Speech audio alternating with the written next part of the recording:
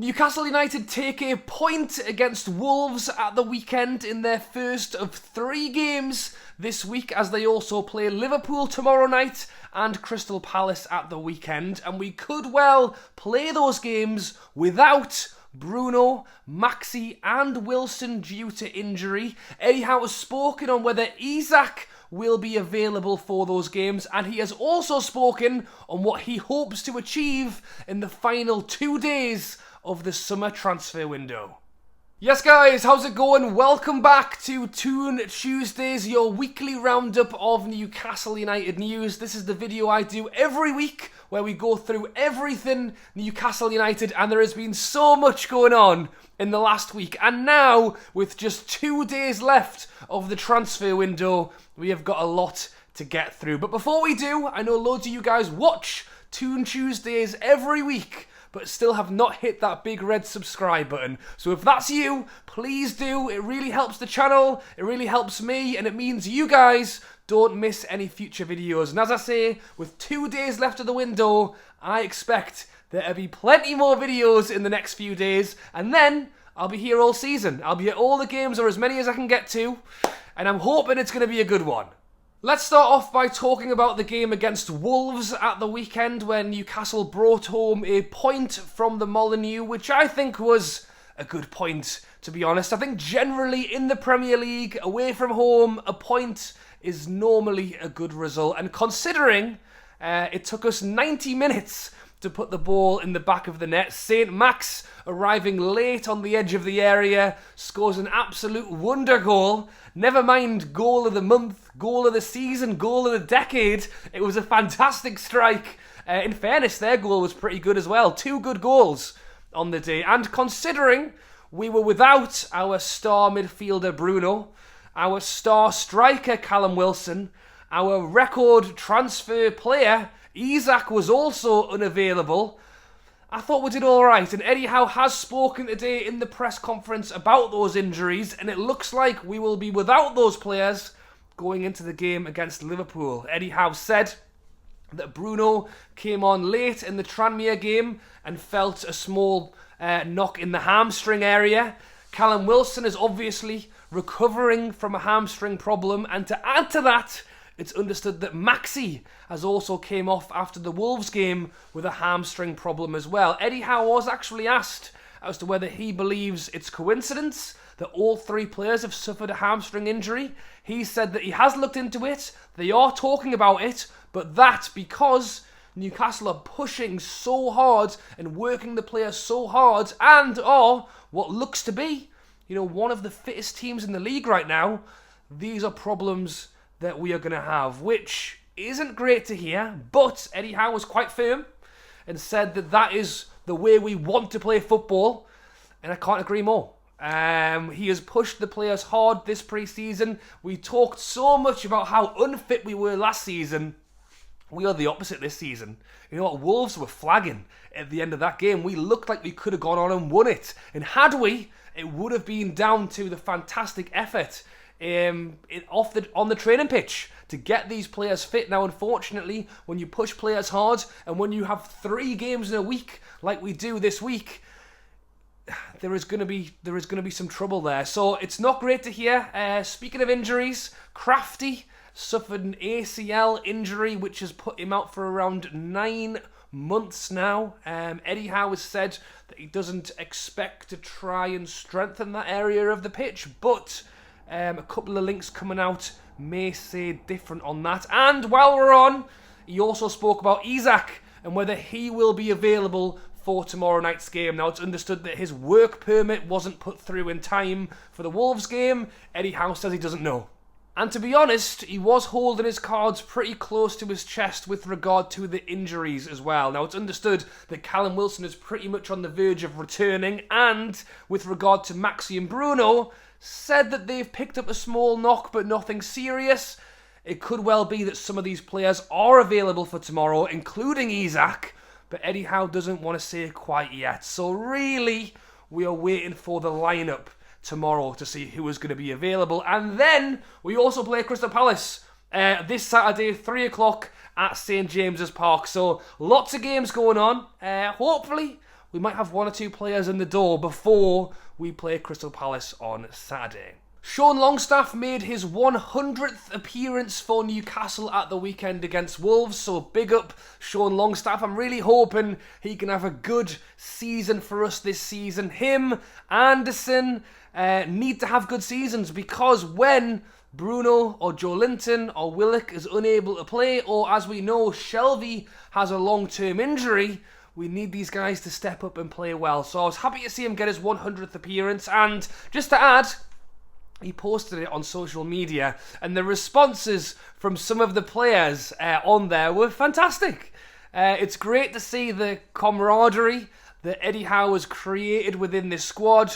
I know we talk a lot about players that we want to bring in for technical ability and footballing ability, and obviously that is the main thing generally, but Eddie Howe also wants to bring in the right characters to the group. We've already seen Sven Botman seemingly fit in really, really well, and Eddie Howe actually spoke about Sven Botman, saying that he's really happy with the way he's played so far and how well he's fit into the side. And he was one of the players who commented on Longstaff's post saying congratulations, he's only been here 5 minutes. So it's great to see that those guys are fitting in, and as I say, anything off the pitch like that is always a big thumbs up from me. And as we discuss things off the pitch, Darren Eales, the new CEO, did his first interview with the club, where he spoke a little bit about his past experience with Atlanta over in America, what he hopes to achieve with Newcastle, being part of the team. It's all great stuff. Again, Newcastle have been fantastic, especially in the pre-season, with behind the scenes, what's going on, and to see, Darren Eales come out and do this kind of interview is giving us a little bit of an extra insight into behind the scenes at the club. So it's great to see that we've got him involved. The Atlanta fans have spoke so highly of what he did over there at their club, and it's similar to what we've done with Dan Ashworth. Was doing great things at Brighton, bring him in. Darren Eales, great things, bring him in. It's not just what we're doing on the pitch, it's really trying to build this club up. And I've spoken about this previously. Newcastle women's now officially fall under the Newcastle United banner. They've been playing their games over at the Falcons Rugby Club at Kingston Park. To be able to get a bigger crowd in for them is absolutely tremendous as well. And just to add, this is what brought this on in the first place. Darren Eales actually sent a personalised message to Josh Banyard, who was one of the ambassadors to the Newcastle Foundation Be a Game Changer campaign. Now, Josh has actually walked from Wembley to St James's Park, made it back just the other day, and got a personalised message from Darren Eales, which is such a great touch. And well done to Josh on completing his journey. I will put the link down in the description. It is raising money for the foundation, for the Be a Game Changer campaign. Well done to Josh, because that is some slog, walking from Wembley to St James's Park. And I will put the link down below. He's raised a load of money, I should say, so well done to you, Josh. I'll put the link down below. Before we get into transfers hopefully coming into the club, let's quickly talk about players going out. It's understood that Dubravka is actually in Manchester right now, agreeing the terms of his loan deal. I've spoken about Dubravka quite a bit, so I don't want to go on too long, but generally it's disappointing. I would have liked to have seen him fight for his number one spot, but it's quite clear that he is not number one and wants to go somewhere else. I mean, generally, a loan deal with a £5 million move doesn't sound great, but he is 33 years old, he is injury prone, and generally I've spoken about the camaraderie and the great behind the scenes Newcastle have got right now within the club. If Dubravka's sitting and sulking in the corner, then really that's not helping Eddie Howe's energy of a dressing room, and we don't know what is going on behind the scenes. But Eddie Howe has kind of said he doesn't want him to go, but that if he does, that's the way it is. And I feel like maybe it's just as good to have someone out the door if they're not going to be, really enjoying their time as part of the club right now. So it's sad to see, because Dubravka's been great for us. He's been a big part of this club. He's no doubt saved us from relegation, a number of times, to be honest, because we have been flirting with that for a number of years, and he's made a lot of big saves. So I wish him all the best, and then it will be interesting to see what happens over the next few days with regard to some of the current squad and who might or might not go out on loan. As I say, as we hope to maybe bring in one or two more players, could we potentially see one or two other players going out the door? With Shelvey injury, with Kraft injury, that does potentially open up 2 extra spaces for players who won't be available until at least January, where we redo the squad numbers. So we'll wait and see, but it looks like Dubravka at least is the one player that will be heading out the door this summer window. And as we head into the final 2 days of the transfer window, Eddie Howe was asked, would he be happy if the transfer window closed right now? And he said yes. He said he's been very happy with the work done. Obviously, he's going to say that. He did actually say that we are still looking, but I don't expect any major business to be done. Now, if I'm being honest, I'm pretty sure he said that before we signed Hijack. So take everything Eddie Howe says in an interview with a pinch of salt. It's quite clear that the message coming out of the club is that we're not done yet. And Eddie Howe very much projects that as he does his interview.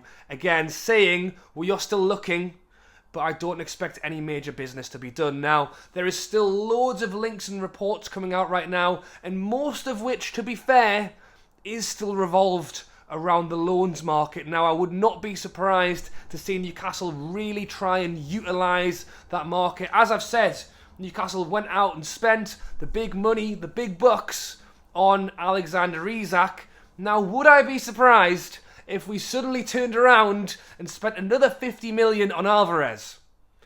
I actually wouldn't, to be honest, because there is so much going on right now. It would not surprise me. And Fabrizio Romano has actually come out, as well as plenty of other links, and said that there is definite interest from Newcastle in the player, Alvarez, the Ajax defensive midfielder.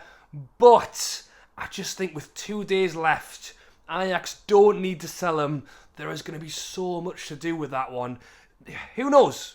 Dan Ashworth could be in Netherlands right now, for all I know, working this one out. But if I had to give a guess, I would say that is going to be a real tough one. A lot of the links instead coming out are revolved around, as I've mentioned, either loan players or players that I think would come in at a more moderate fee. The Chelsea players are still being linked now. It's understood that the Pulisic one has gone south. It's understood that he will not be let go. I think really what they wanted to do was sell him, and that because that's not really happened, it doesn't look like we're going to be able to loan him. And that's after he said, that he wanted to go. So that is quite disappointing. The Gallagher one, I think, is still ongoing. It's been no lie that Newcastle have been interested, but as I mentioned yesterday, it's understood that teams like Palace are interested. It's understood that Palace placed a bid of around 27 million for Conor Gallagher. Now, did Chelsea actually want to sell him? He's a player that has a lot of potential still. Maybe they would prefer the loan, just to kind of give him that first team, but don't actually want to sell him, which could play into our favour. It helps that he went and got himself sent off for Chelsea the other day. I bet that didn't look great for the fans over there, or for Thomas Tuchel's, thoughts on the player when he's getting himself 2 silly yellow cards. Now, do we want him to get 2 silly yellow cards at Newcastle? Not really. But, as I say, there might be some work to be done there as well. And while we're on the discussion of loans, the newest one coming out is Maitland-Niles. Now, he is the Arsenal player. He's quite a versatile player. And I mentioned earlier about Crafty having his ACL injury that could well be 6 to 9 months. And Eddie Howe saying that he isn't planning to strengthen that position. Well, Niles could well be a player who could help strengthen. He's a full-back, but can also play midfield and has Premier League experience. Has played over 70 times for Arsenal at this point, I believe, but over the last few years has become surplus to requirements, heading out on loan to West Brom,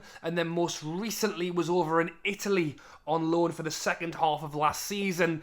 And with Arsenal bringing in a whole host of players, I don't imagine he would feature. I don't imagine he would be first team for Newcastle either, but would certainly be a decent squad player for us. He's only 25 years old, and I think if we could get him on a loan deal, it would help bulk the squad up. It would help give a little bit of extra to, as I say, a versatile player who can kind of play at the back, but also play a midfield role as well, and has Premier League experience. So yes, maybe Arsenal didn't find as much as they wanted in him over the last few years, but he's played in the division before. He understands the physicality, and he knows what's going on. So I don't think that would be a bad one, That's one of the ones that's coming out right now, and he very much does seem surplus to requirements at Arsenal, so that could very much be one that comes through the door.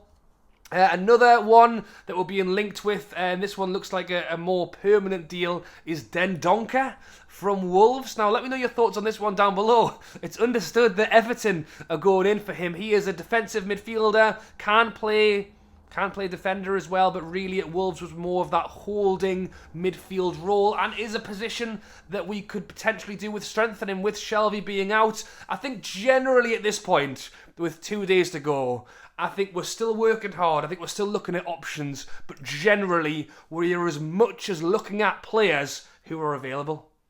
To go and knock down the door and get a player who isn't that fussed about leaving with 48 hours to go would be really tough. And I think because Everton have already got links to Dendoncker, around an £8 million fee, it shows that he's potentially available. And it's being linked that Newcastle could well rival for his signature. 27 years old, Belgian player. Again, Premier League experienced, isn't necessarily first choice at Wolves. He has played for them this season, which is unlike Maitland-Niles, who hasn't played at all. Dendoncker is still kind of part of that, I would say, fringeness of Wolves. Maybe there's something to be done there. And Bakayoko, he is also being linked. So he is a Chelsea player who has been loaned out for the last 4 or so years. I think he only had about a season and a half at Chelsea before they didn't fancy him anymore and sent him off to everywhere else on loan. I think he's got about a year left on his deal. I think it's understood that he's trying to get out of this deal, get out of this contract, and just be allowed to move freely wherever he wants. And because of that, Newcastle are being linked. And on the topic of players being relieved of their contract, Ross Barkley has now officially left Chelsea and is now on a free after agreeing a termination of his contract. So, of course, Newcastle are being linked with him as well. It's an interesting one, because Barkley was always a player who had a whole host of potential, and I guess you would say never went on to fulfill it. He's being linked with a host of players. Rangers is a team that is being linked at. I think the big one for Ross Barkley is how much is he getting paid? Because I think he must have been on about 200 grand at Chelsea. Is any team going to offer him that? Is he going to go to the team that he thinks he'll get the best project at, get the most game time at? And do we think, or do Newcastle think, that after this time at Chelsea where he hasn't really fulfilled his potential, could he improve our squad? Or because really he's going to be looking for a big payday with a decent contract if he's on a free. That's what he's going to be looking for, and I just don't know if Newcastle would give him that. But I don't think it's one that we should be turning our nose at. I think it's definitely one we could be looking at. So let me know your thoughts on those players there. As I say, 2 days to go. It's going to get a little bit manic, I think, and I'm hoping that a couple of these can go over the line. But I think I'm most interested in maybe the Barkley one. I'd like to know your thoughts on that one. Is he done? Or is there still a chance for Barkley to do something in the Premier League? Or is Scotland the best place for him? Or does he want to change? We don't know. But the Maitland-Niles one as well, because he is surplus to requirements at Arsenal, I think he could well be available. If you guys have enjoyed this week's Toon Tuesdays, be sure to subscribe and drop a like on the video. As I say, with 2 days to go, I expect there to be plenty more coming out from the transfer window, and I still think we will bring it. People are still saying 2 or 3 players. I think that'll be tough with 2 days to go. I think 1, maybe 2. It's obviously one of those with the injuries, but any team in the Premier League who has their star striker and star midfielder injured is going to struggle for a few games. We don't need to go out and buy 5 new players because of that. We just need to try and bring a few in and just manage everyone that little bit better. But when we're running as hard as we are in these games, it's going to happen from time to time. So let me know your thoughts on all of the links coming out. As I say, be sure to subscribe if you haven't already. As I say, loads of football going on. Liverpool tomorrow, I'll be back for my pre-match chat ahead of the game tomorrow. Instant reactions after the game tomorrow. And then it will be transfer deadline day on Thursday. So we'll have to wait and see what happens then. Alright guys, thanks for watching as always. And I'll catch you later.